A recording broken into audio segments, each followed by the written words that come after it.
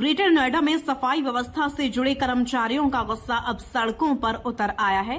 Greater Noida प्राधिकरण कार्यालय पर सफाई कर्मचारियों ने अनिश्चितकालीन धरना शुरू कर दिया है।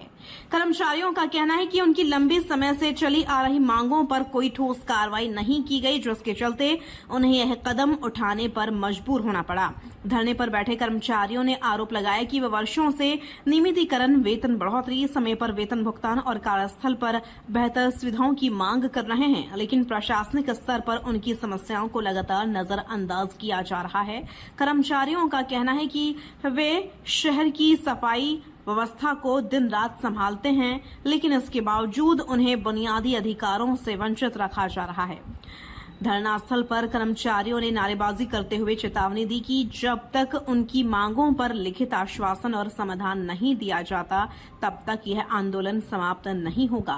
कुछ कर्मचारियों ने यह भी कहा कि यदि स्थिति ऐसी ही बनी रही तो आंदोलन को और तेज किया जाएगा, जिसमें पूरे क्षेत्र की सफाई व्यवस्था प्रभावित हो सकती है। इस पूरे मामले में ग्रेटर नोएडा प्राधिकरण कार्यालय की भूमिका पर भी सवाल उठ रहे हैं। कर्मचारियों प्रतिनिधियों ने कहा कि कई बार बातचीत और ज्ञापन सौंपे जाने के बावजूद कोई स्थायी समाधान नहीं निकला।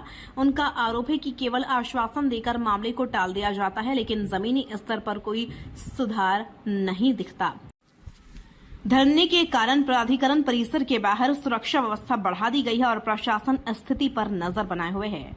अधिकारियों का कहना है कि कर्मचारियों की मांगों को सुना जा रहा है और समाधान के लिए उच्च स्तर पर चर्चा की जा रही है। हालांकि अभी तक कोई ठोस समझौता सामने नहीं आया है। इस बीच स्थानीय नागरिकों और सामाजिक संगठनों ने भी इस मुद्दे पर चिंता जताई है। उनका कहना है कि सफाई कर्मचारियों की हड़ताल लंबी चली तो शहर की स्वच्छता व्यवस्था प्रभावित हो सकती है, जिससे आम लोगों को परेशानी का सामना करना पड़ेगा।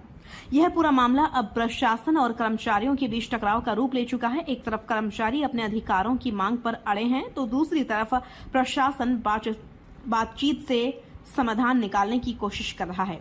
उल्लेखनीय है कि ग्रेटर नोएडा प्राधिकरण, जो शहर के विकास और बुनियादी सुविधाओं के संचालन के लिए जिम्मेदार है, अब इस आंदोलन के कारण दबाव में दिखाई दे रहा है। ग्रेटर नोएडा अथॉरिटी के सामने यह एक बड़ी प्रशासनिक चुनौती बन गई है कि वह जल्द से जल्द कोई समाधान निकालकर स्थिति को सामान्य करें।